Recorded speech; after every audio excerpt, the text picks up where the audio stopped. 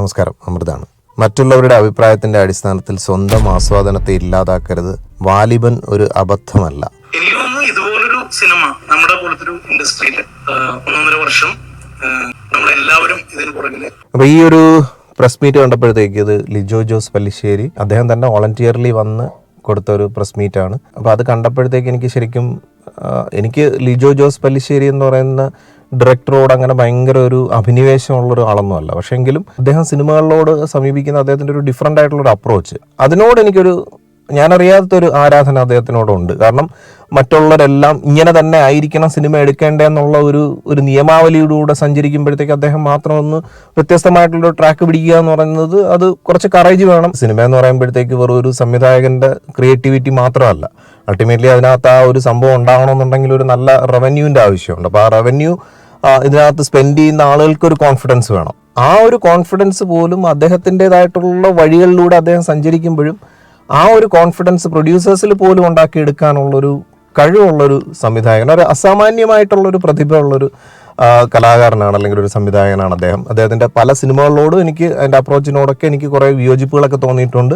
പക്ഷേ എങ്കിൽ പോലും ഈ ഒരു സിനിമ ഞാൻ കണ്ടപ്പോഴത്തേക്ക് ശരിക്കും ഞാൻ മലയാള സിനിമയിൽ ഞാൻ ഈ സിനിമയുടെ റിവ്യൂ ഞാൻ പറഞ്ഞതാണ്. ഞാൻ റിവ്യൂ പറയുമ്പോഴത്തേക്ക് സിനിമയായിട്ടുള്ള ബന്ധപ്പെട്ട അതിൻ്റെ ഒരു ക്യാരക്ടറിൻ്റെ പേര് പോലും ഞാൻ കഴിവതും റിവ്യൂവിൽ ഒഴിവാക്കും. കാരണം റിവ്യൂ എന്ന് പറഞ്ഞു കഴിഞ്ഞാൽ നമ്മൾ പോയി കണ്ട് സിനിമ മുതലായോ, എനിക്കിഷ്ടപ്പെട്ടോ എന്നുള്ളതാണ്. പിന്നെ കൂടുതലായിട്ട് എനിക്ക് അറിയാൻ ആകാംക്ഷയുള്ളത്, അല്ലെങ്കിൽ ഞാൻ വളരെ ഒരു ജിജ്ഞാസുവായിട്ട് സമീപിക്കുന്ന ഒരു മേഖലയാണ് ഇതിൻ്റെ ടെക്നിക്കൽ സൈഡ് എന്ന് പറയുന്നത്. അപ്പോൾ ടെക്നിക്കൽ സൈഡിൽ എനിക്കിഷ്ടപ്പെട്ട കാര്യങ്ങളും അതിനകത്തുള്ള പുതുമകളും ഒക്കെയാണ് ഞാൻ കഴിവതും എൻ്റെ റിവ്യൂസിൽ പറയാറുള്ളത്. അതിനപ്പുറത്തേക്ക് ആ ഒരു കോണ്ടന്റിലോട്ട് ഞാൻ കയറാറേ ഇല്ല. അതിന് പുറത്ത് നിന്നുകൊണ്ട് എന്തൊക്കെ പറയാം എന്നുള്ള രീതിയിലാണ് ഞാൻ കഴിവതും റിവ്യൂസ് ചെയ്യുന്നത്. അതിനപ്പുറത്തോട്ട് ഞാനൊന്നും പറഞ്ഞിട്ടുമില്ല. പിന്നെ റിവ്യൂസ് ഞാൻ നോക്കാറുണ്ട്. അത് നോക്കുന്നതെന്ന് പറഞ്ഞു കഴിഞ്ഞാൽ ഓരോരുത്തർക്കും ഓരോ ആംഗിളുണ്ട്. അവരുടെ പെർസ്പെക്റ്റീവിൽ അവരത് എന്ത് രീതിയിലാണ് ആ ഒരു സിനിമയെ നോക്കിക്കണ്ടെന്നുള്ളത് അവർ ഷെയർ ചെയ്യും. അപ്പോൾ അതിൽ നിന്ന് നമുക്കൊരു ഓവറോൾ ഒരു ഔട്ട്പുട്ട് സിനിമയെക്കുറിച്ച് കിട്ടും.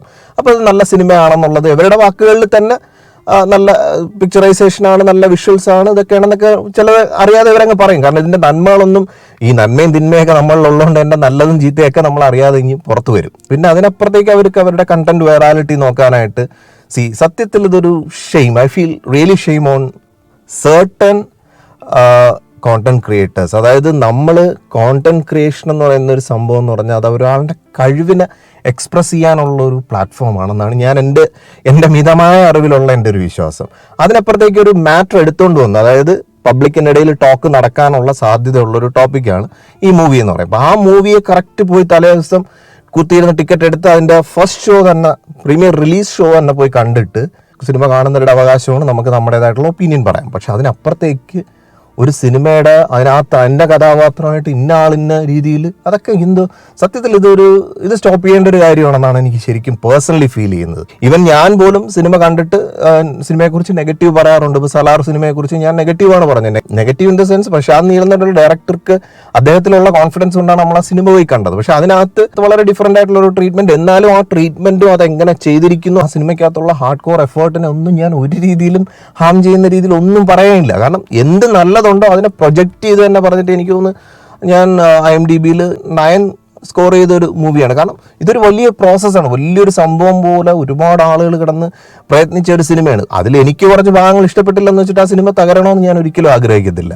ഞാനെന്നല്ല, പൊതുവേ ഒരു മനുഷ്യരും അത് ആഗ്രഹിക്കത്തില്ല എന്നുള്ളതാണ് എൻ്റെ ഒരു വിശ്വാസം. ഈ വാലിബൻ സിനിമ വന്നപ്പോഴത്തേക്ക് ഞാൻ ആദ്യമായിട്ട് എൻ്റെ പഴയ കാലത്ത് ലാലേട്ടൻ ഫാൻ എന്നുള്ള ഓർമ്മകളെല്ലാം ഒന്ന് പുതുക്കാൻ വേണ്ടിയിട്ട് ഫാൻ ഷോ ഞാൻ ഏർലി മോർണിംഗ് ടിക്കറ്റ് എടുത്ത്, മോർണിംഗ് ഷോ ആയതുകൊണ്ട് വളരെ പീസ്ഫുൾ ആയിരുന്നു. വളരെ വളരെ ക്ലാരിറ്റിയോടുകൂടി ഇരുന്ന്, മെന്റലി വളരെ ഒരു പീസ്ഫുൾ ആയിട്ടും ക്ലാരിറ്റിയോടുകൂടി ഇരുന്ന് സിനിമ കണ്ടോണ്ടാണോ എന്ന് എനിക്കറിയത്തില്ല.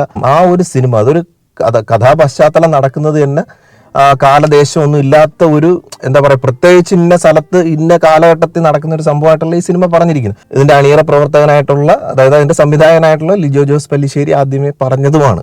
കൃത്യമായിട്ടുള്ള അപ്ഡേറ്റ്സ്, ഇന്ന രീതിയിലാണ് ഈ സിനിമ, ഇതിനപ്പുറത്തേക്ക് നിങ്ങളൊരു ഭയങ്കര മാസൊന്നും പ്രതീക്ഷിക്കേണ്ട എന്നുള്ളത് വരെ ഒരു സൂചന സംവിധായകൻ തന്നിരുന്നു. അതുപോലെ ലാലേട്ടനും വളരെ ജെന്യൂനായിട്ട് അദ്ദേഹം കൃത്യമായ കാര്യങ്ങൾ പറഞ്ഞൊരു സിനിമയാണ്. നമ്മൾ ബാഹുബലി സിനിമയിലൊക്കെ കണ്ട കണക്കൊരു ആദ്യം ആ ഷെഡ്യൂൾ തുടങ്ങുന്ന സമയം മുതലുള്ള ഒരു മാർക്കറ്റിംഗ്, അതുപോലും എനിക്ക് തോന്നുന്നു മലയാള സിനിമയ്ക്ക് ഈ ഒരു സിനിമയുടെ മാർക്കറ്റിംഗ് ഒരു റോൾ മോഡലായിട്ട് എടുക്കാം. പക്ഷെ അതിനെ പോയിട്ട് ഭയങ്കരമായിട്ട് ഇത്രയും മോശമായ ഒരു സിനിമ എന്നൊക്കെ ഉള്ള രീതിയിൽ അത് കേട്ടപ്പോഴത്തേക്ക് എനിക്ക് വിഷമം തോന്നി. പ്രത്യേകിച്ച് ഇദ്ദേഹത്തിൻ്റെ ഒരു സിനിമ സംവിധാനം ചെയ്ത ആൾ അതിൻ്റെ നെക്സ്റ്റ് ഡേ റിലീസിൻ്റെ പിറ്റേ ദിവസം വന്നിരുന്നിട്ട് പ്രസ് മീറ്റ് വിളിച്ചിട്ട് അദ്ദേഹത്തിൻ്റെ ആ ഒരു വിഷമം നമ്മളടുത്ത് ഷെയർ ചെയ്യുക എന്ന് പറഞ്ഞു കഴിഞ്ഞാൽ it's something very worse situation എന്ന് എനിക്ക് ഫീൽ ചെയ്തു. കാരണം അങ്ങനെ ഇപ്പം ഇദ്ദേഹം അത് വന്ന് പറഞ്ഞതുകൊണ്ട് ഈ സിനിമ മാർക്കറ്റിൽ പുഷ് ചെയ്യണമെന്നില്ല, അല്ലെങ്കിൽ തകരണമെന്നുമില്ല. ഇപ്പോൾ എല്ലാവരും ഒരു നെഗറ്റീവ് റിവ്യൂ പറഞ്ഞെന്ന് പറഞ്ഞിട്ട് ഒരു സിനിമ അങ്ങനെ ഫെയിൽ ആവുന്നൊന്നുമില്ല. സിനിമയ്ക്ക് മുന്നോട്ട് പോകാൻ കഴിയുമെന്നുണ്ടെങ്കിൽ പല സിനിമകളും വിജയിക്കുന്നതായിട്ട് നമ്മൾ കാണുന്നുണ്ട്. പക്ഷെ നിലവിലെ സാഹചര്യത്തിൽ ഞാൻ ഈ ഫാൻ ഷോ കണ്ട തിയേറ്ററിൽ ഡ്രീംസിൻ്റെ 3 സെൻറ്റേഴ്സിലും ഈ സിനിമയായിരുന്നു. പക്ഷെ ഇന്ന് ഞാൻ നോക്കിയപ്പോഴത്തേക്ക് രണ്ടാമത്തെ തിയേറ്ററിൽ 3 ഷോ ഉണ്ട്. പക്ഷേ സ്ക്രീൻ 3ൽ ഫൈറ്റർ വന്നു. ഫൈറ്ററും അത്യാവശ്യം നല്ല റിവ്യൂസ് ഒക്കെ കിട്ടിക്കൊണ്ടിരിക്കുന്ന ഒരു സിനിമയാണ്. എനിക്ക് കാണാൻ പറ്റിയില്ല, അതൊന്ന് കാണാൻ ആഗ്രഹിക്കുന്ന ഒരു സിനിമയാണ്. ഞാൻ ഈ പറഞ്ഞു വന്നത് സിനിമേനെ ഒരു ഡീഗ്രേഡിങ് അഫക്റ്റ് ചെയ്യുന്നുണ്ടോ എന്ന് ചോദിച്ചു കഴിഞ്ഞാൽ ഇല്ല എന്നാണ് ഞാനും വിശ്വസിച്ചിരുന്നത്. പക്ഷേ ഈ ഒരു സിനിമയ്ക്ക് ആ ഫസ്റ്റ് ഡേ കഴിഞ്ഞ് പിറ്റേ ദിവസം പല തിയേറ്ററുകളിൽ നിന്നും ഇത് മാറുന്നു, അല്ലെങ്കിൽ തിയേറ്റേഴ്സിൻ്റെ സെൻറ്റേഴ്സ് കുറയുന്നു എന്ന് കണ്ടപ്പോഴായിരിക്കാം. അതായത് പ്രതീക്ഷിച്ച ഒരു നിലയിൽ ഈ മൂവി ഓടിയാൽ മാത്രമേ ഇതിൻ്റെ ഒരു കണ്ടിന്യൂറ്റി പോലും, ഇതിൻ്റെ ഒരു സീക്വൽ പോലും ചിലപ്പോൾ എടുക്കാൻ സാധിക്കുള്ളൂ എന്ന് എനിക്ക് തോന്നുന്നു. അപ്പോൾ അതിനെക്കുറിച്ച് വ്യാകുലപ്പെടുന്ന നമ്മുടെ നാട്ടിലെ വളരെ നല്ല ജം ഡയറക്ടേഴ്സിലായിട്ടുള്ള ഒരാൾ ഇത് വന്ന് സംസാരിക്കുന്ന കേട്ടപ്പോഴത്തേക്ക് എനിക്ക് ശരിക്കും വിഷമം തോന്നി. അപ്പോൾ എനിക്ക് പറയാനുള്ളത് ഞാൻ റിവ്യൂവിൽ പറഞ്ഞ കാര്യങ്ങൾ തന്നെയാണ്. ഈ സിനിമ വളരെ ബ്യൂട്ടിഫുൾ ആയിട്ടുള്ളൊരു സിനിമയാണ്. പിന്നെ ഈ സിനിമയുടെ ഏറ്റവും വലിയൊരു ബ്യൂട്ടി ആയിട്ട് ഞാൻ കണ്ടത് ലാലേട്ടൻ എന്ന് പറയുന്ന ഒരു അസാമാന്യമായ ഒരു മഹാപ്രതിഭയാണ്. അദ്ദേഹം ഈ സിനിമയ്ക്ക് എടുത്തിരിക്കുന്ന എഫേർട്ട് എന്ന് പറഞ്ഞു കഴിഞ്ഞാൽ അദ്ദേഹത്തിൻ്റെ ഓവറോൾ ബോഡി മേക്ക് ഓവർ ആയിരുന്നാലും, അതായത് നമ്മൾ ഈ പഴയ കാലത്തെ ഫയൽവാൻ ഇങ്ങനെയൊക്കെയുള്ളൊരു സംഭവത്തിനെ ശരിക്കും നമുക്ക് മനസ്സിലാവും. അദ്ദേഹത്തിന് ശരിക്കും എനിക്ക് തോന്നുന്നു അദ്ദേഹം അല്ലാതെ ഒരു നടനും എത്ര ബോഡി ഫിറ്റ്നസ്സോ ഫിസിക്കോ ഒക്കെ ഉള്ള ഏതൊരു ആക്ടറെ നമ്മൾ ഇതിനകത്ത് ലാലേട്ടന് പകരം ഒന്ന് റീപ്ലേസ് ചെയ്ത് ഒന്ന് മനസ്സിൽ കണ്ടാൽ പോലും അവരെ കൊണ്ടൊന്നും ഈ ക്യാരക്ടറിനെ ചെയ്ത് ഫലിപ്പിക്കാൻ പറ്റുമെന്ന് എനിക്ക് തോന്നുന്നില്ല. അപ്പോൾ അത്ര എഫേർട്ട് ആ ഒരു കലാകാരൻ ഈ സിനിമയ്ക്ക് വേണ്ടി എടുത്തിട്ടുണ്ട്. പിന്നെ ഇതിൻ്റെ ഒരു മൊമെൻറ്റമാണ് എല്ലാവരും പറയുന്നത്. വളരെ ഒരു സ്ലോ പേസ്, ഇങ്ങനെ ഇഴഞ്ഞിഴഞ്ഞ് പോണ ഒരു രീതിയിലാണ് ഈ സിനിമ പോയിരിക്കുന്നത്. അതാണ് എല്ലാവരും ഈ സിനിമയുടെ ഒരു വലിയ ഫോളായിട്ട് പറയുന്നത്. ഈ സിനിമയുടെ ഫസ്റ്റ് ഫ്രെയിം തന്നെ, ആ ഫ്രെയിം തന്നെ ഒരു ലോങ് ഷോട്ടാണ്, കുറച്ച് നേരത്തേക്കുള്ള ഷോട്ടാണ്. ആ ഷോട്ടിൽ തന്നെ നമ്മളെ ശരിക്കും ആ പശ്ചാത്തലത്തിലേക്ക് നമ്മളെ സംവിധായകൻ കൊണ്ടുപോയി കഴിഞ്ഞു. പിന്നീട് ഇതിനകത്തൊരു കാളവണ്ടിയിലുള്ള ഒരു ട്രാവലാണ്. അപ്പം നമ്മൾ ചിന്തിക്കേണ്ടത് ഒരു കാളവണ്ടി എത്ര സ്പീഡിനാണ് പോകണം, അല്ലെങ്കിൽ ഒന്നും വേണ്ട, നമ്മൾ ഇന്ന് ജീവിക്കുന്ന ഈ കാലഘട്ടത്തിൽ നമ്മൾ ഈ ടൈം യൂട്ടിലൈസേഷൻ എന്ന് പറഞ്ഞാൽ നമ്മളൊരു വളരെ ഷോർട്ട് പീരീഡ് ഒരുപാട് കാര്യങ്ങൾ ചെയ്തു തീർക്കുകയാണ്. അപ്പോൾ അതുകൊണ്ടാണ് ചില സിനിമകൾ വളരെ ഷോർട്ട് കട്ട്സിലായിട്ടുള്ള സിനിമകൾ വരുമ്പോഴത്തേക്ക് നമുക്ക് ഭയങ്കര എക്സൈറ്റ്മെൻറ്റ് ഉണ്ടാക്കും. നമുക്ക് ഒരുപാട് ഫ്രെയിംസ് നമ്മുടെ മുന്നിലൂടെ ഇങ്ങനെ ഓടിക്കളിക്കുമ്പോഴത്തേക്ക് അതിലൊരു മാസ് ഫീൽ നമുക്ക് ഉണ്ടാക്കിയെടുക്കാൻ പറ്റുന്നത്. പക്ഷേ ഈ സിനിമ, ഈ പറഞ്ഞിരിക്കുന്ന കാലഘട്ടവും ഈ സിനിമ സ്റ്റോറി ടെൽ ചെയ്തിരിക്കുന്ന ഒരു രീതിയും എല്ലാം ഈ കഥ ഡിമാൻഡ് ചെയ്യുന്ന കാര്യങ്ങളിലൂടെ ഇവർക്ക് ഈ സിനിമ എടുക്കാൻ പറ്റത്തുള്ളൂ. അതിലെനിക്ക് ഏറ്റവും ഇഷ്ടപ്പെട്ടതെന്ന് പറഞ്ഞു കഴിഞ്ഞാൽ ഒരു പൗർണമി അങ്ങനെ നല്ല പൂർണ്ണ ചന്ദ്രൻ ഉദിച്ച് നിൽക്കുമ്പോൾ 2 കാളവണ്ടികൾ കൊണ്ടുവന്ന് ഓപ്പോസിറ്റായിട്ട് നിർത്തിയിട്ടുള്ള ഒരു സീനുണ്ട്. വളരെ ലോങ് ഷോട്ടായിട്ടാണ് എടുത്തിരിക്കുന്നത്. അപ്പോൾ രാത്രിയിൽ ഇവർ കമ്മ്യൂണിക്കേറ്റ് ചെയ്യണമല്ലോ, ഇതെല്ലാം കമ്മ്യൂണിക്കേറ്റ് ചെയ്ത് ഇതെങ്ങനെ ക്യാപ്ചർ ചെയ്തു എന്നൊക്കെ ഉള്ളതായിരുന്നു. ഞാനിങ്ങനെ ശരിക്കും അന്തം വിട്ടിരിക്കുമായിരുന്നു, ഇതൊക്കെ എങ്ങനെ ചെയ്തു വെച്ചെന്നുള്ളത്. അപ്പോൾ അത്രയും ഗംഭീരമായിട്ട് എടുത്തിരിക്കുന്ന ഒരു സിനിമ, ഒരുപക്ഷെ ഇന്ത്യയിൽ നിന്നൊരു ഓസ്കാർ നോമിനേഷനൊക്കെ സാധ്യതകളുള്ള ഒരു ഭയങ്കര ക്യാൻവാസിലാണ് ഈ സിനിമ എടുത്തു വെച്ചിരിക്കുന്നത്. പിന്നെ അൾട്ടിമേറ്റ്ലി ഇതിന്റെ എൻഡിങ് പാർട്ട് ഭയങ്കര എവിടെ എൻഡ് ചെയ്യുന്നു എന്നൊക്കെ ഒരു കൺഫ്യൂഷനൊക്കെ തോന്നിയിരുന്നു. പക്ഷെ എങ്കിൽ അവസാനം കൊണ്ടുവന്ന് ഈ സിനിമ എൻഡ് ചെയ്തപ്പോൾ ഒരു കാര്യം മനസ്സിലായെന്ന് പറഞ്ഞാൽ, തമിഴുമായിട്ട് ഞാൻ ആദ്യം എൻ്റെ വീഡിയോയിലും പറഞ്ഞത്, എൻ്റെ റിവ്യൂവിലും പറഞ്ഞതാണ്, തമിഴിൽ നിന്ന് ഒരുപാട് കാര്യങ്ങൾ ഈ ഡയറക്ടർ ഇൻസ്പയർഡ് ആകുന്നു എന്ന് എനിക്ക് പലപ്പോഴും തോന്നിയിട്ടുണ്ട്. ഈവൻ നൻപകൽ നേരത്ത് മയക്കം എന്നുള്ള ആ ഒരു ടൈറ്റിലായിരുന്നാലും അതിനകത്ത് തിരുവള്ളുവരുടെ വേഴ്സസ് ഒക്കെ കാണിക്കുമ്പോൾ, അല്ലെങ്കിൽ അതിൽ നിന്ന് ഇൻസ്പയർഡ് ആയിട്ടാണ് ആ സ്റ്റോറി മുന്നോട്ട് പോകുന്നത്. അപ്പോൾ അതിൽ നിന്നൊക്കെ നമുക്ക് അടുത്ത ഇനി വരാനുള്ള ചാപ്റ്ററിൽ, അതായത് ഈ സിനിമയുടെ 2ാം ഭാഗത്തിലോട്ട് വരുമ്പോഴത്തേക്ക് കുറച്ചും കൂടെ എക്സൈറ്റ് ചെയ്യിപ്പിക്കുന്ന ഒരുപാട് കാര്യങ്ങളുണ്ട്. അപ്പോൾ ഈ സിനിമ വിജയിച്ചാലേ ആ ഒരു 2ാം ഭാഗം ചിലപ്പോൾ വരാനും സാധ്യതയുള്ളൂ. കാരണം ഇതിന് പ്രൊഡക്ഷനൊക്കെ വേണമല്ലോ. അപ്പോൾ അതിൽ എന്നെ ശരിക്കും എക്സൈറ്റ് ചെയ്യിപ്പിച്ചെന്ന് പറഞ്ഞു കഴിഞ്ഞാൽ അതിനകത്ത് അവസാനം പറയുന്ന കുറച്ച് ഡയലോഗ്സ് ആണ്. അതായത് അനിമ ലഹിമ പ്രാപ്തി പ്രഹാമ്യം വൈസാത്വം, നമ്മൾ സിദ്ധവൈദ്യത്തിലൊക്കെ നമ്മൾ പഠിക്കുന്ന സിദ്ധയുടെ ഫിലോസഫി ആയിട്ടൊക്കെ ബന്ധപ്പെട്ടിട്ടുള്ള കുറച്ച് കാര്യങ്ങളാണ്. വളരെ പെട്ടെന്ന് അതിസൂക്ഷ്മമായി മാറാനും, അല്ലെങ്കിൽ സൂക്ഷ്മ തലങ്ങളിലെത്താനും, വളരെ പെട്ടെന്ന് വളരെ വിശാലമായ തലങ്ങളിലേക്ക് ഉയരാനും ഒക്കെ അങ്ങനെയൊക്കെ ആർജിച്ചെടുക്കാവുന്ന ചില ശക്തികളെ കുറിച്ച്, അത് മനുഷ്യൻ ആർജിച്ചെടുക്കാവുന്ന ചില ഫിലോസഫിക്കലി പറയുമ്പോഴാണ്, അത് ഫാക്ച്വലി ആണെന്ന് ഞാൻ പറയുന്നില്ല, അവകാശപ്പെടുന്നുമില്ല, എങ്കിലും അത്തരത്തിലുള്ള ചില അമാനുഷികമായിട്ടുള്ള കഴിവുകളുള്ള ആളാണ് ഈ കഥാപാത്രത്തിന്റെ അടുത്ത ഒരു പാർട്ടിൽ വരാനിരിക്കുന്നത് എന്നുള്ളത് കണ്ടപ്പോഴത്തേക്ക് ഭയങ്കര ഒരു എക്സൈറ്റ്മെന്റ് തോന്നി. പ്രത്യേകിച്ച് ഈ ഫിലോസഫിയായിട്ട് എനിക്ക് ഭയങ്കര ബന്ധമുള്ളത് കൊണ്ട് തന്നെ അതിനകത്തുള്ള സാധ്യതകളും ആ ഒരു ജടയൊക്കെ കണ്ടപ്പോഴത്തേക്ക് ഭയങ്കര ഒരു എക്സൈറ്റ്മെന്റ് തോന്നി. അപ്പോൾ അതിനെ മാക്സിമം ഭംഗിയാക്കി അവർ ഈ സിനിമ ചിത്രീകരിച്ച് വെച്ചപ്പോഴത്തേക്ക് നമ്മൾ അത് മാസമായില്ല അല്ലെങ്കിൽ സ്പീഡായില്ല ഇങ്ങനെയൊക്കെ പറയുന്നതിൽ ഒരു കാര്യമില്ല. അങ്ങനെ ഉള്ളൊരു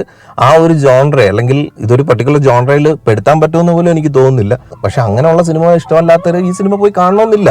പക്ഷെ എന്ന് വെച്ചിട്ട് അത്തരത്തിലുള്ള സിനിമകൾ കാണാൻ ആഗ്രഹിക്കുന്നവർക്ക് പോലും ഇത് കാണണ്ടെന്ന് തോന്നുന്ന തരത്തിൽ സിനിമേനെ അങ്ങനെ അങ്ങ് മോശമായിട്ട് പറയുക എന്ന് പറഞ്ഞു കഴിഞ്ഞാൽ അത് ഒട്ടും അങ്ങോട്ട് അക്സെപ്റ്റ് ചെയ്യാൻ കഴിയുന്ന ഒരു കാര്യമല്ല. ഇപ്പോൾ ഇത് ഞാനിത് പറഞ്ഞെന്ന് പറഞ്ഞിട്ട് കുറച്ച് പേര് പോയി സിനിമ കാണുക അല്ലെങ്കിൽ എനിക്ക് ഇതിൻ്റെ അണിയറ പ്രവർത്തകർ വല്ല റവന്യൂ തരേ എന്നൊന്നും നിങ്ങൾ ചിന്തിക്കേണ്ട. ഞാനിത് കണ്ടപ്പോഴത്തേക്ക് എനിക്ക് പേഴ്സണലി ഫീൽ ചെയ്ത ഒരു കാര്യം ഞാൻ ഷെയർ ചെയ്യുന്നു എന്ന് മാത്രം. ഇപ്പോൾ കൊറോണയൊക്കെ വന്നതിന് ശേഷം മനുഷ്യരെല്ലാവരും പല പല പ്രതിസന്ധികളുടെ അതിജീവിച്ച് തന്നെയാണ് മുന്നോട്ട് പോയിക്കൊണ്ടിരിക്കുന്നത്. അപ്പോൾ ആ പ്രതിസന്ധികളുടെ ഫലമായിട്ട് അല്ലെങ്കിൽ എനിക്കുണ്ടാകുന്ന ഫ്രസ്ട്രേഷൻ ഞാൻ പോയൊരു സിനിമ കണ്ടിട്ട് അതിനെ ഡീഗ്രേഡ് ചെയ്ത് വരുത്തുക എന്ന് പറയുന്നതിനോട് എനിക്കൊരു യോജിപ്പുമില്ല. ഈ സിനിമ ഇനി കാണാൻ ആഗ്രഹിക്കുന്നവർ ധൈര്യമായിട്ട് നിങ്ങൾക്ക് പോയി ഈ സിനിമ കാണാം. അതും കുടുംബമായിട്ടൊക്കെ പോയി കാണാവുന്ന സിനിമ തന്നെയാണ്. കൊച്ചുകുട്ടികൾക്കും മോശമായിട്ട് അവർക്ക് കോൺഫ്ലിക്ട്സ് ഉണ്ടാക്കുന്ന സീനുകളൊന്നും ഈ സിനിമയ്ക്കകത്ത് അങ്ങനെ ഇല്ല. ഫൈറ്റ് സീക്വൻസുകളൊക്കെ നല്ലൊരു ഹൈ പ്രൊഫൈലിൽ നമ്മുടെ ഒരു ഷാവലിൻ അല്ലെങ്കിൽ ഒരു ചൈനീസ് മൂവീസിലൊക്കെ കാണുന്ന പോലുള്ള ഒരു രീതിയിൽ തന്നെയാണ് ഈ സിനിമയ്ക്കകത്ത് എടുത്ത് വെച്ചിരിക്കുന്നത്. അപ്പോൾ അതൊക്കെ ശരിക്കും എൻജോയ് ചെയ്യാൻ പറ്റും. കുട്ടികളൊക്കെ ഒത്തിരി ആസ്വദിക്കാൻ സാധ്യത ഉള്ള ഒരുപാട് നല്ല അങ്ങനെയുള്ള ഫൈറ്റ് സീക്വൻസുകളൊക്കെ ഈ സിനിമയ്ക്കകത്തുണ്ട്. പിന്നെ എന്തായാലും എനിക്ക് തോന്നുന്നു യു സർട്ടിഫിക്കേഷൻ ആണെന്ന് തോന്നുന്നു ഈ സിനിമയ്ക്ക് കിട്ടിയിരിക്കുന്നത്. അപ്പോൾ അതുകൊണ്ട് തന്നെ കുടുംബങ്ങൾക്ക് പോയി കാണാൻ പറ്റുന്ന ഒരു നല്ല ചിത്രമാണ്. പിന്നെ കുറച്ച് സ്ലോ പേസ് എന്ന് പറഞ്ഞാൽ നമുക്കൊരു ക്ഷമയോടുകൂടി ഇരുന്ന് സിനിമ ആസ്വദിക്കാനുള്ള മനസ്സോടുകൂടി നമ്മൾ പോകണം. നിങ്ങളൊരു പക്ക എന്റർടൈനർ കാണാനായിട്ടാണ് പോകണമെന്നുണ്ടെങ്കിൽ അല്ലെങ്കിൽ ആ മാസം ഇതെല്ലാം കൂടെ അങ്ങനെ ആസ്വദിക്കാനായിട്ടാണ് നിങ്ങൾ പോകണമെന്നുണ്ടെങ്കിൽ ചിലപ്പോൾ ഈ സിനിമ അത്രയും ഒരു അങ്ങനെയുള്ളൊരു സാറ്റിസ്ഫാക്ഷൻ അങ്ങനെയുള്ളൊരു മെന്റൽ സാറ്റിസ്ഫാക്ഷൻ ചിലപ്പോൾ ഈ സിനിമ തരണമെന്നില്ല. പക്ഷേ എങ്കിലും ഇതിനൊരു ഫീൽ ഉണ്ട്. ഇതിനൊരു മെഡിറ്റേറ്റീവ് ഒരു സ്ലോ പേസ്. അതായത് നമ്മളൊരു ആ പഴയ കാലഘട്ടത്തിൽ നമ്മൾ ചെന്ന് കഴിഞ്ഞാൽ ഇന്നത്തെ മനുഷ്യർ ജീവിക്കുന്ന ഒരു സ്പീഡൊന്നും അല്ല, അവരുടെ ഇന്നത്തെ ഒരു മൊമെന്റം ഒന്നും അല്ല ആ ഒരു കാലഘട്ടത്തിൽ ആ സ്ഥലത്ത് നടക്കുന്നത്.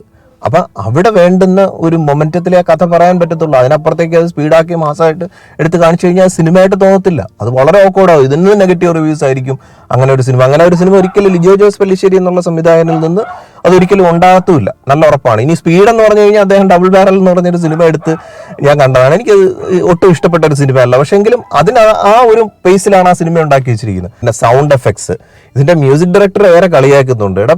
ആ കാലഘട്ടത്തിലും ആ സന്ദർഭത്തിനും പിന്നെ ഡ്രംസ് കൊണ്ടിട്ട് അടിക്കുമോ? അതിന് ആവശ്യമുള്ള സാധനങ്ങളോ അന്ന് ഉണ്ടായിരുന്നെന്ന് നമുക്ക് മനസ്സിൽ കാണാവുന്ന കുറച്ച് ഇൻസ്ട്രുമെന്റ്സ് അല്ലേ ആ സാധനത്തിനകത്ത് ഉപയോഗിക്കും. ഉടുക്കൊക്കെ പിന്നെ അല്ലാതെ വേറെ എന്തെങ്കിലും സാധനങ്ങളൊന്നും ഉണ്ടോ? ഒരു കഥ നടക്കുന്ന സന്ദർഭവും സാഹചര്യവും കൂടെ നോക്കുമ്പോഴത്തേക്ക് അതിനകത്ത് കൊടുക്കേണ്ട ബാക്ക്ഗ്രൗണ്ട് അല്ലേ കൊടുക്കാൻ പറ്റത്തുള്ളൂ. അതിനപ്പുറത്തേക്ക് എന്ത് ഇൻസ്ട്രുമെന്റ്സ് ആണ് അതിനകത്ത് എടുത്തിട്ട് പെരുമാറാൻ പറ്റുന്നത്? അത് നല്ല ബ്യൂട്ടിഫുള്ളി റെൻഡർ ചെയ്തിട്ടുണ്ട്. സൗണ്ടിന്റെ കാര്യത്തിൽ എടുത്തു പറയേണ്ട ഒരു കാര്യം എന്ന് പറഞ്ഞാൽ ഒരു വാർ സീക്വൻസ് ഉണ്ട്. അപ്പോൾ ഈ വാർ സീക്വൻസിൽ പല പല സാധനങ്ങളൊക്കെ ഇങ്ങനെ പൊട്ടി അടിച്ചൊക്കെ വീഴുവാണ്. ഈ അടിച്ച് വീഴുന്ന സമയത്ത് ശരിക്കും എനിക്ക് ഫീൽ ചെയ്തു എന്തോ ചെയറൊക്കെ ഒടിഞ്ഞ് വീട് നടക്കുന്ന സൗണ്ടുകളൊക്കെ. അതായത് നമ്മൾ ഇതുവരെ കേൾക്കാത്ത ഒരുപാട് അഡീഷണൽ സൗണ്ട്സ് ഈ സിനിമയ്ക്കകത്ത് യൂസ് ചെയ്തിട്ടുണ്ട്. That gives A different feel. അതായത് നമുക്ക് ഭയങ്കര ഒരു തിയേറ്ററിക്കൽ എക്സ്പീരിയൻസ് നമുക്ക് ആ ഒരു തരുന്ന രീതിയിൽ ലൈവ്ലി തിയേറ്ററിക്കൽ എക്സ്പീരിയൻസ് തരുന്ന ഒരുപാട് അഡീഷണൽ സൗണ്ട്സ് ഇവരിനകത്ത് ആഡ് ചെയ്തിട്ടുണ്ട്. അത് ബാക്ക്ഗ്രൗണ്ട് സ്കോറിലായിരുന്നാലും മ്യൂസിക്കിലായിരുന്നാലും എവരിത്തിങ് ഈസ് ഡിഫറെന്റ്. നമ്മൾ ഇതുവരെ കണ്ട ഒരു സാധനമല്ല. ഇത്രയും ഞാൻ പറയുന്നു, നമ്മൾ ഇതുവരെ കണ്ട ഒരു മലയാള സിനിമ അല്ല ഇത്. This is an entirely different craft by Lijo Jose Pellissery. അപ്പോൾ ഏതായാലും hats off to the entire team of Malaikottai Vaaliban and excellent marketing from the beginning. Genuine ആയിട്ടുള്ള മാർക്കറ്റിംഗ് ആണ് ഈ സിനിമയ്ക്കകത്ത് നടത്തിയിരിക്കുന്നത്. മേ ബി അതും ഒരു പരിധി വരെ സിനിമേനെ സത്യസന്ധമായിട്ട് നമ്മുടെ നാട്ടിൽ എന്ത് പറഞ്ഞാലും ക്ലിക്ക് ആകത്തില്ല. എല്ലാം കള്ളങ്ങൾ പറഞ്ഞാൽ മാത്രമേ ഇവിടെ വാല്യൂ ഉണ്ടാവത്തുള്ളൂ. അപ്പൊ എന്തായാലും ആ ഒരു സംവിധായകന്റെ സിനിമ ഇറങ്ങിയതിനു ശേഷം അടുത്ത പിറ്റേ ദിവസം നെക്സ്റ്റ് ഡേ അദ്ദേഹം ഒരു പ്രസ് റിലീസ് വിളിച്ചിട്ട് അദ്ദേഹം ഇത്രയും ആങ്ഷ്യസ് ആയിട്ട് സംസാരിക്കുന്ന കണ്ടപ്പോഴത്തേക്ക് എനിക്ക് ശരിക്കും രണ്ട് വാക്ക് ഈ സിനിമയെ കുറിച്ച് ഞാനും എക്സ്പീരിയൻസ് ചെയ്ത ഒരു കാര്യമാണല്ലോ, അപ്പൊ അത് പറയണമെന്ന് തോന്നി. അപ്പൊ എന്തായാലും ഇനി പറഞ്ഞു കഴിഞ്ഞാൽ ഒരുപാട് കൂടിപ്പോകും. അപ്പൊ എന്തായാലും ഇതുപോലെ മറ്റൊരു വിശേഷമായിട്ട് നമുക്ക് വീണ്ടും കാണാം. Thank you for watching and thank you for supporting me.